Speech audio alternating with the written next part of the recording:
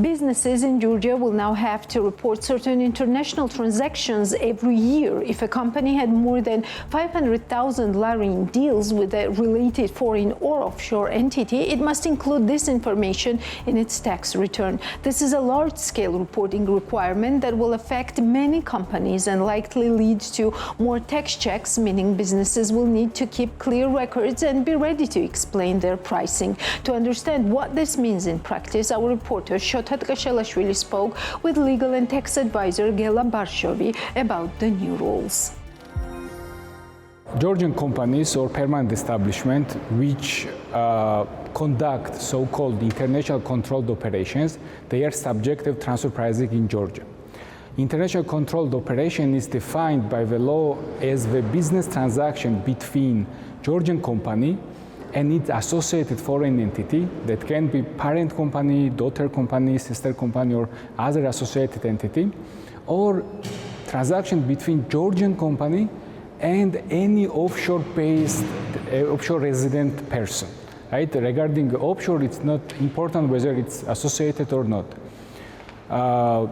Companies which are subject to transfer pricing, they are obliged to apply market prices on their international control transactions. If a tax authority determines that market prices were not applied, difference between market prices and actual prices will be subject of additional corporate income tax plus penalty and late payment interest, regardless the company distributed profit or not. In other words, in transfer pricing, so-called Estonian model of corporate income tax does not protect Georgian companies. They are taxed regardless of distribution of profit.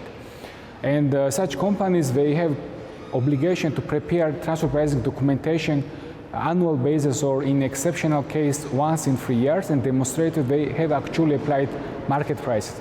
Those two obligations applied in the tax law already more than 13 years. But from 2026, they have new obligation, which is they have to fill out the new form, which is appendix of March corporate income tax declaration, and reveal all important information regarding controlled operation they have conducted last year.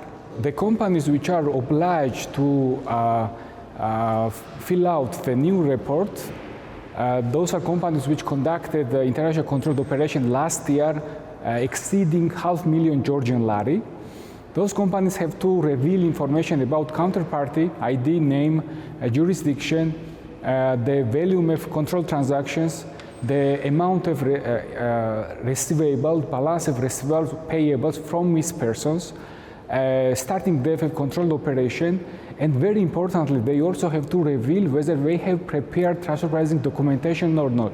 The documentation, the preparation, they are obliged to prepare based on the law. So what does it mean?